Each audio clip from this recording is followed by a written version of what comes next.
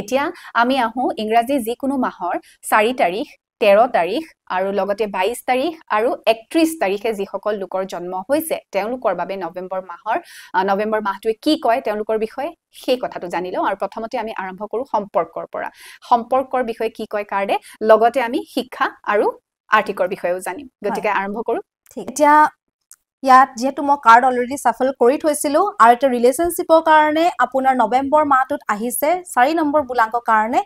2 of Pentacles হ'ব পাৰে আপুনি অকমান ফ্লাকচুৱেট হ'ব পাৰে আপুনি অকমান বাহিৰত যাব লগিয়া হ'ব পাৰে আৰু হেতু কাৰণে হ'ব পাৰে আপোনাৰ অকমান ৰিলেশনশ্বিপত ফ্লাকচুৱেচন আহিব পাৰে আপোনাক ক'বাত ক'ব পাৰে যে তুমি যাব নোৱাৰা এনেকুৱা ধৰণৰ কিছুমান আহিব পাৰে বাধা আহিব পাৰে অকমান ৰিলেশনশ্বিপত সো অকমান ফ্লাকচুৱেচন মই দেখি আছো আপোনাৰ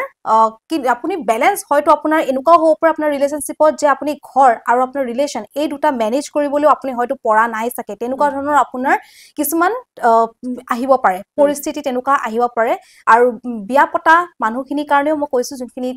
বিয়া পাতিছে তেওঁলোকৰ তেনেকুৱা ধৰণৰ অকমান ফেস কৰিব পাৰে তো ইয়াৰ কাৰণে আপুনি যদি অকমান মুনক আপুনি চন্দ্ৰমাক আপুনি যদি অকমান প্ৰে কৰে আপুনি যদি শিৱলিংগত আপুনি পানী ঢালে মানডে তেন্তে আপোনাৰ বহুতখিনি আপুনি ক্লিয়াৰিটি পাব সো শিক্ষাত আহিছে King of Swords so next month আপোনাৰ 4 নম্বৰ মূলাংকৰ শিক্ষাৰ ক্ষেত্ৰত আপোনালোক যিমানখিনি দেখা পাইছো ইয়াত শাৰ্প মাইন্ডেড হয় আৰু আপোনালোকে যোনখিনি আপোনালোকে ডিসিশন লব সেইখিনি আপুনি মাইন্ডফুলি লব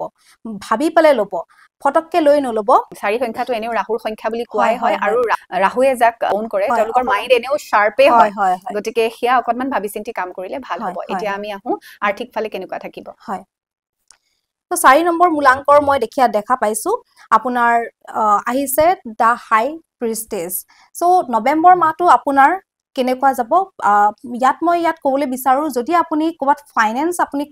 লগাবলৈ বিচাৰে আপোনাৰ পইচা পাতি যদি আপুনি লগাব বিচাৰে এই টাইমত আপুনি ভালকে চাই লব আপোনাৰ কোন ভাল হ'ব বেয়া হ'ব এই দুটা বোথ সাইড চাই লব ফটককে আপুনি নলগাব